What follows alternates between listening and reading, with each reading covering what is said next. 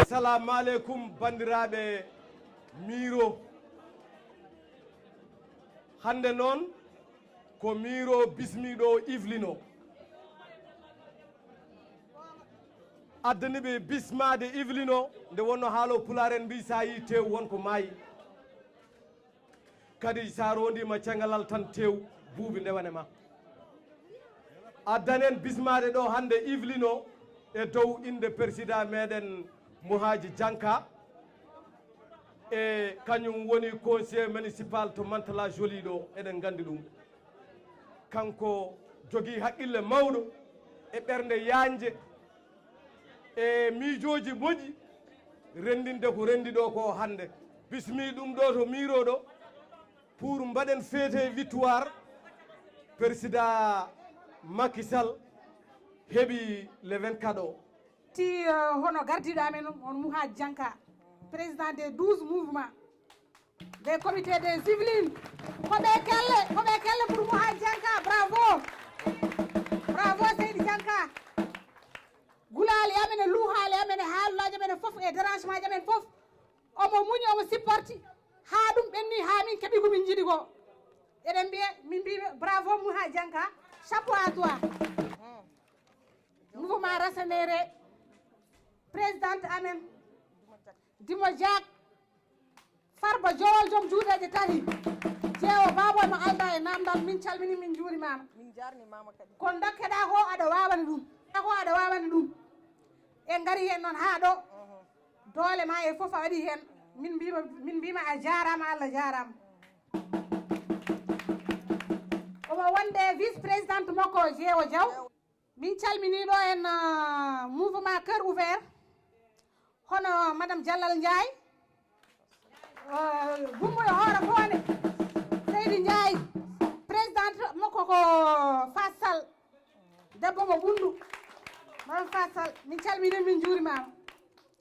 min calmini ɗo en mouvement les amis de Daouda Dia arwa gollo ko min calmini min juurimama min calmini ɗo les amis de Macky Sall mouvement les amis de Macky Sall Maymouna Sow min calminima min calmini ɗo jappale Mariam Faye Falaat Macky mouvement jappale Mariam Faye hono tata Mariam Sy min calminima min juurimama min calmini ɗo mouvement Mass le mouvement Mass min calmini ɗo MTM Mantala Joli hono Fassi min calmini min juurimama min calmini ɗo mouvement MDS min calminiɓe min calmini ɗo mouvement CA Macky 2019 min calmini ɗo mouvement citoyen de la diaspora eyo min calmini ɗo en Samba Dianka en calmini Fassi Macky en calmini ɗo Demba Golloko en calmini Bébé Sy en calmini fo en juurima fo en bismima yimɓe fo def dóorandoo nañu xàccandoo nañu donc lii rek lañ doon wut yàlla may nañu ndam dañuy ñaan yàlla yal na yàlla oyofal ndam bi nuyu nañu monsieur Dianka nuyu nañ la du bare bari ñu ngi lay wax tamit massa coono guddiloo nga ñu bëccëgoo nañu def nga lépp massa coono gis nañ sa liggéey yal na la yàlla fay ñu ngi nuyu suñu présidente madame Dimo Diak nee nañ la massa coono Seydi Diak taw bi taw na ci sa kaw nga dékku ko naaj bi tàng na ci sa kaw nga dékku ko woote nga ñu tànqam lu nga dékku ko def nga sa alal def nga sa mën-mën def nga sa doole def nga sa lépp nee nañ la jaaraama Dimo Diak ñu ngi nuyu tamit Diallal Ndiaye moom moo nekk vice président ɓe fof noon jettama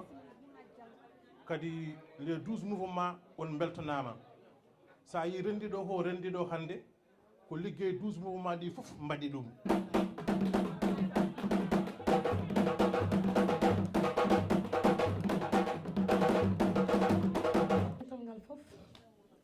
mi juurima ɗum mi ñaganima on Allah moƴƴere kadi yaafuya ɗaɓɓama no wonno hannde ko dimanche janngo ko dawol kono no wonno président Macky Sall no jarani gooto e meɗen fof radde liggey mum walla tardude walla wendorde no wonno kadi ko kanko liggi ɗum mi salmini président e présidente uji mouvement ji ɗi les 12 mouvement des Yvelines e gardugal président amen Mouhadji Dianka mi wimo Dianka sabu o liggima liggey baɗɗo fayida goto e amen fof jogui ko mouvement mum kono Allah hokkimo miijo kanko Mouhadji o rendini min o noddi min o joƴƴini min o waɗi batu minenne min nootimo o fawi miijo makko moƴƴo min gandi ngoɗo miijo ko ɓuri ɗum ala min ndewi caggal makko o wi min ngare ndenden enen les 12 mouvement gonɗi e Yvelines ɗi liggotoɗen mballen président Macky Sall holno dañirta victoire e Yvelines no wonno so Yvelines président Macky Sall no konti e meɗen ha Allah hokki président Macky Sall victoire ɗum ɗon min jetti Allah kono kadi min jettanimo Allah mi yetti aussi mouvement racinaire nden ndendumi e mabɓe liggodimi e mabɓe komi cukalel togosel ɓe gardini kam e yeeso mabɓe kala ko gardumi eɓe jaami emin goni noon caggal leader amen mbiyanmi ko leader amen on woni El Hadji Malick Gaye ministre conseiller jooɗiɗo sara président Macky Sall ene yuɓɓini gueɗe ɗe fof saabu wona mouvement amen tan o yuɓɓini ko kala ɗo mouvement woni ɗo e France yettimo wi o waɗi ɗumen soutenir o waɗi ɗumen épaulé donc sen jooɗima jonde mouvement ji somi haalani haala makko hay somi wofani Allah mi wofi hooram Allah waɗi en liggima hande en jii élection ngaji ne mbaɗi nde muusi tiisi kono kadi liggama no feewi mouvement ji ɗi kadi liggima oɗo message noon min lansat ɗum ko directement son excellence président Macky Sall ko mouvement ji ɗi pewni ko mouvement ji ɗi gooti gonni mbaɗi mastifié mbaɗi mobilisé ligge tiɗɗo on liggey noon minen ɓe les 12 mouvement des Yvelines min beddortako mo noon tan dans l'eau min goppata kadi o yaha e hendu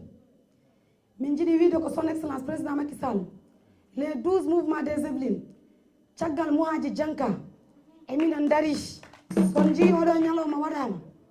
waɗira ko wadde remercier membre uji darinoɓe jaade mouvement ji tampidnoɓe mouvement ji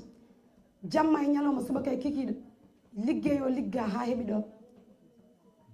min mbaɗi o ñalawma pour wadde ɓe dello jukkal wadde ɓe remercier wiide ɓe ndam dañama wiide kadi mouvement ji no guuri eɗi continue pour wadde accompagner son excellence président Macky Sall e liggey makko mo fayo emin jaade makko emin liggodo e makko min jaɓata bonnanɗomo min jaɓata dufanɗomo min jaɓata tunwindanɗo min jaɓata pour wiide tan yimɓeɓe yo mbattu hakkillaji président Macky Sall kala gondunoɗo e mo ko hanki o waɗima récompensé ha timmi o waɗima dello jukkal hay goto alana ñamandi au contraire ko enen jogonimo ñamandi ko enen poti daranademo ko enen poti ligganademo saabu ko liggiɗo duuɓi ɓenniɗo so ardinoɓe mbaɗino ɗum hande hay goto men ɗannora enen fof en ko warat wadde minen mouvement ji ɗi ko wiide tan min daraki emin continue liggey amen emin continue combat amen hay goto wawi ittude min hen te combat o noon ko wallude son excellence président Macky Sall kala jiɗɗo noon yaadude e amen e on combat emin guddirani ɗum juuɗe emin guddirani ɗum dame pour liggodade e goto foof saabu mbiɗen ko enen foof ken citoyen ji Sénégal jiɗɗen ko ɓamtare leydi men jiɗɗen ko développement wonde so tawi jiɗɗen ko développement en dokkodirtu juuɗe liggodiren jarnen leydi men yeeso hande kala ko mbaɗenen ɗo ko enen beela wiide noon ɗiɗo 12 mouvement ji emina yeeso te kadi min liggodi koye propre moyen ji amen min liggodi koye kaalisaji amen haydara min namdaki son excellence président Macky Sall par ce que kala ko fonno wadde o waɗi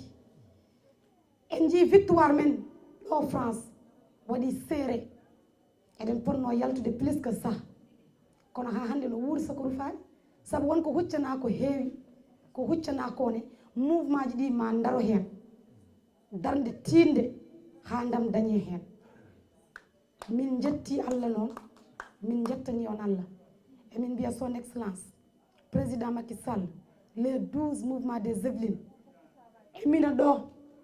te les 12 mouvements des Yvelines ɓe liggima noon liggey tiɗɗo hande ko dañaɗo e Yveline ko kamɓe guinnirtumi ɗum hande ko wodaɗo e Yveline ko dans le 78 guinnirmi ɗum ko mouvement ji ɗi saabu kala ɗo yimɓeɓe kulno yettade ko mouvement ji ɗi naati toon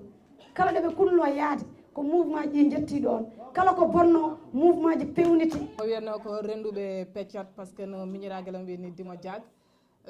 jaaguji nan ɗo jolfuɓe nan ɗo joolaji nan ɗo sereraɓe nan ɗo sinno ko sago men goo fof totte haala e ɗemgal muɗum mais ko temps o kadi yimɓe gandi kadi janggo ko altina ko dawol aggal nde jettumi jinnaɓam kadi e dow konngol président tam hono Fassal mouvement cœur ouvert onon fof mi yetti on onon mouvement cœur ouvert wonɓe ɗo ɓe fof onon fof vraiment Dieynaba Gueye mi yejjitama par ce que hande oto ma o hande waɗi course ha oto boni hen donc a yettama no fewi e dow inde mouvement cœur ouvert min jettima hen ni ngeen ko xamee rek fii lan liñ fi tax a toog tey mooy célébrer suñu victoire président Macky Sall ñun les 12 mouvements ñi nekk fii si les Yvelines 12 mouvements yi li ko andi mooy bi élection yi ñëwee parce que ñun mouvement yi yàgg nañu parce que 12 mouvements yi ki ko jiite muy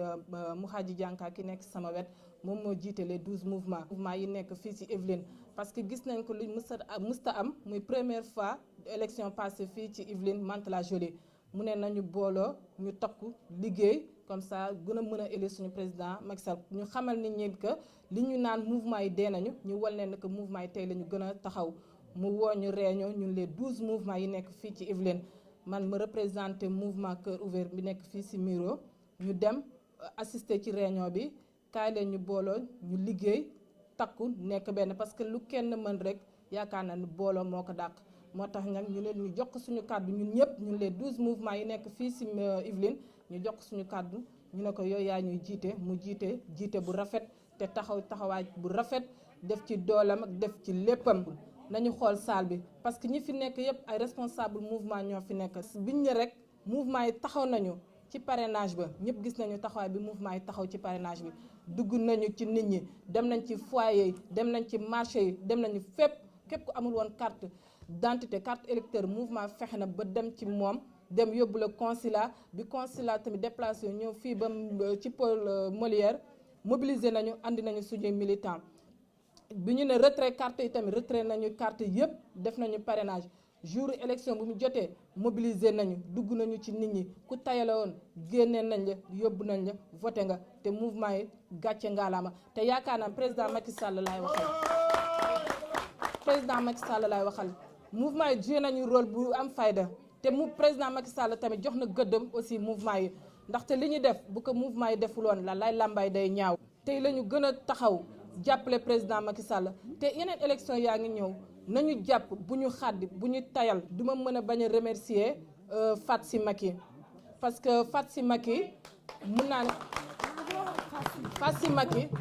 xam nga lii mooy wane na ko Fatou Macky dafa bëgg a Macky ndax lan kenn woowu ko téléphone de ne ko kaay am nañu événement bi dafa dégg publicité ci panel bi rek mu daal di bàyyi li muy bàyyi yëpp daal di ñëw teew parce que ku bëgg a Macky Sall la ku taxawu Macky Sall la moom ci section am la yore mu ngi nekk ba Sergi donc nag ñu ngi koy sant di koy gërëm ci présence am ñun boo gisee tey ñu ñeme ku ñu dee rek da ngaa ñeme parce que ñun tey mouvement boo gisee tey ñu ñeme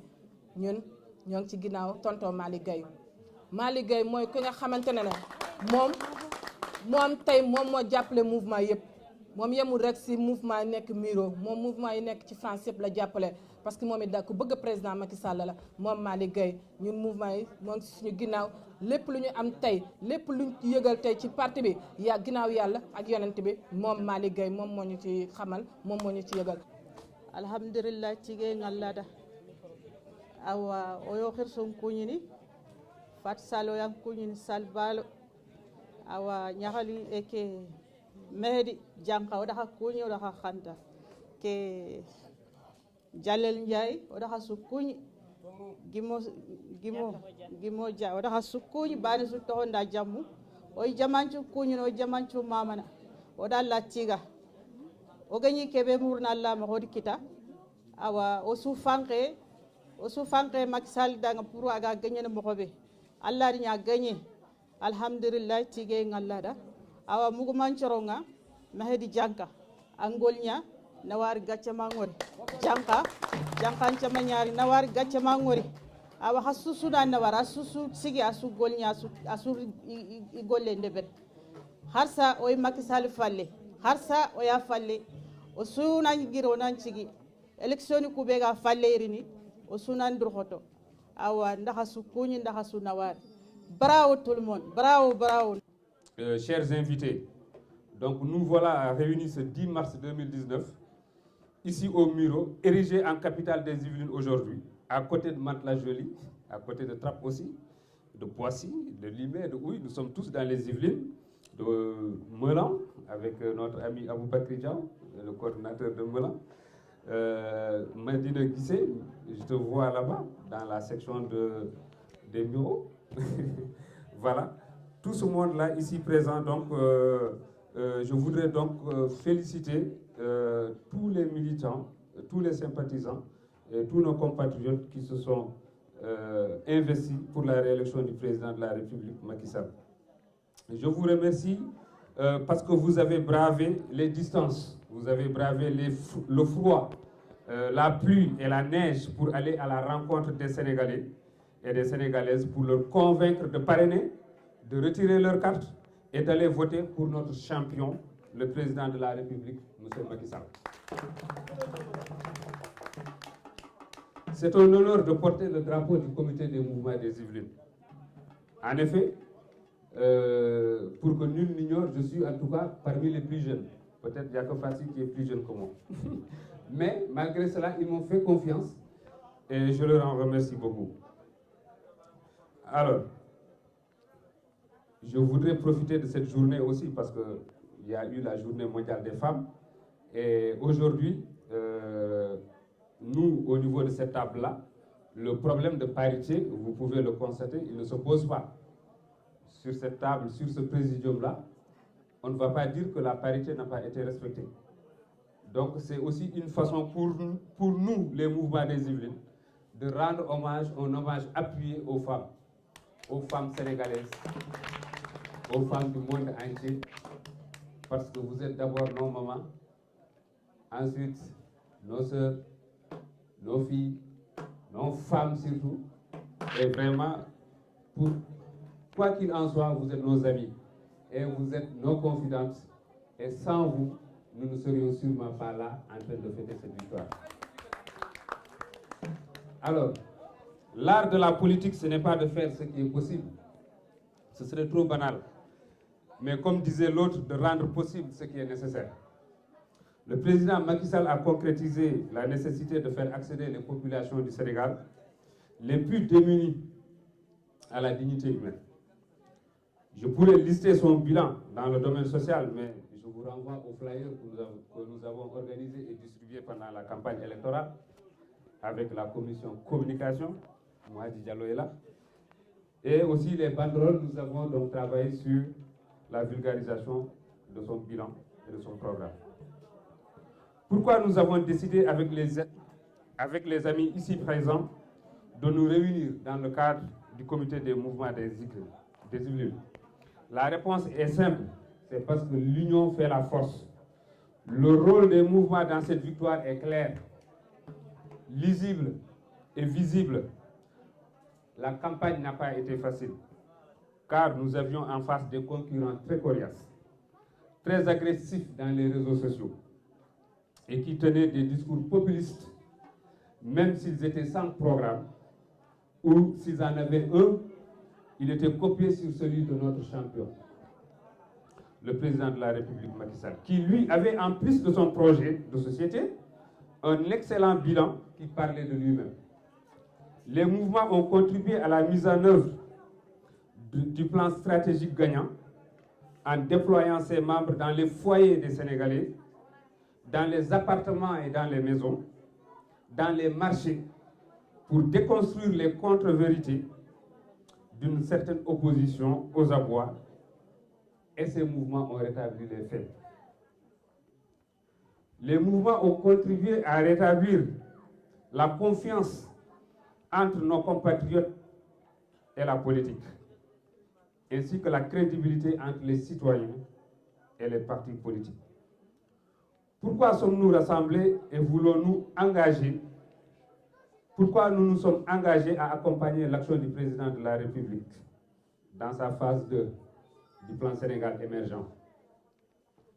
D'abord parce que les chemins de nos destins se sont croisés, comme nous sommes tous des croyants, c'est la volonté de Dieu. Ensuite, au-delà des réalisations concrètes du régime de Macky Sall, qui réduisent les inégalités entre les plus pauvres et les plus riches, dans la mise en œuvre de son plan Sénégal émergent, le président a impliqué beaucoup de responsables de la diaspora. Nous avons des ministres, le président a nommé des ministres, des directeurs généraux, il a mis sur des listes éligibles des responsables de la diaspora qui sont devenus aujourd'hui des députés de la diaspora. Et ces responsables étaient normalement censés résoudre les problèmes que rencontre la diaspora puisqu'ils sont eux-mêmes issus de la diaspora. Enfin, nous sommes convaincus des qualités humaines et de la dimension sociale de l'homme. Les valeurs qui sous-tendent l'action du président de la République, M. Macky Sall, nous le savons tous, sont l'éthique, la liberté et l'égalité. Les symboles d'unité, de vitalité et de maturité, la valeur de dignité qui le porte, et la devise qui est travail, solidarité et dignité sont aussi les nôtres. Ces valeurs, principes et caractéristiques mentionnées en bonne place dans nos chartes fondatrices, combinées à la vision du président de la République, M. Macky Sall, pour un Sénégal émergent, valent non seulement qu'on y adhère, mais aussi et surtout qu'on se batte pour qu'ils perdurent. Nous avons fait ce choix avec mes compagnons ici, parce que la force de nos convictions et notre tempérament nous y ont naturellement poussés. Mais aussi par plaisir, nous aimons débattre, participer aux décisions et mener des projets et actions qui, s'ils sont bien pilotés,